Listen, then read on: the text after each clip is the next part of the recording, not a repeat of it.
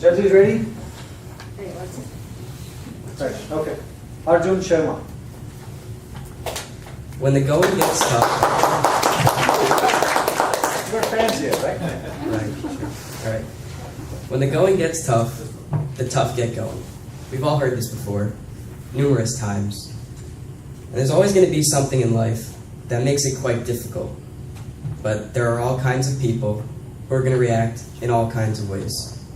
So I'm going to talk to you guys about the quote from William Arthur Ward, which we've heard a few times today, but the pessimist complains about the wind, the optimist expects it to change, and the realist adjusts the sails.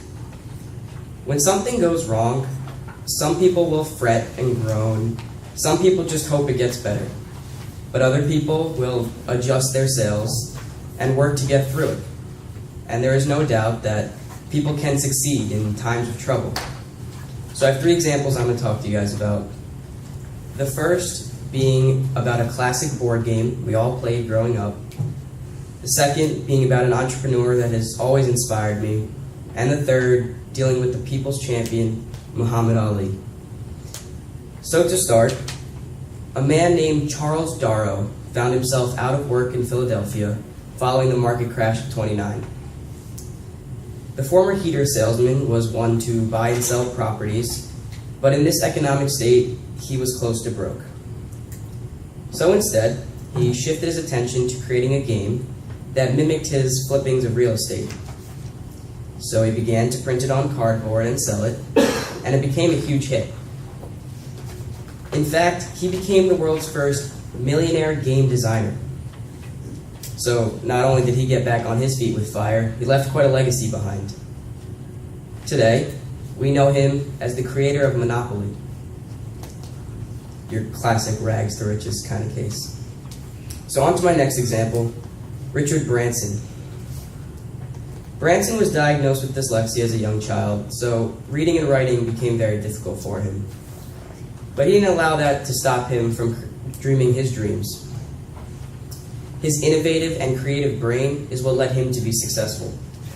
He ignored the poor grades and the criticism that came with that. Branson is the founder of the large conglomerate, the Virgin Group, and he is the first person in the world to create 8 different companies, billion-dollar companies, from scratch in 8 different countries. His businesses range from gaming to space travel. Branson faced a few obstacles, but he didn't allow anything to thwart him or his visions. So on to my last example, Muhammad Ali. Ali is known as the greatest boxer ever, but it wasn't always smooth sailing for him.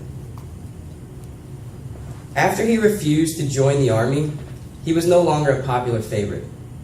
People questioned his patriotism, and in this country, that'll do it.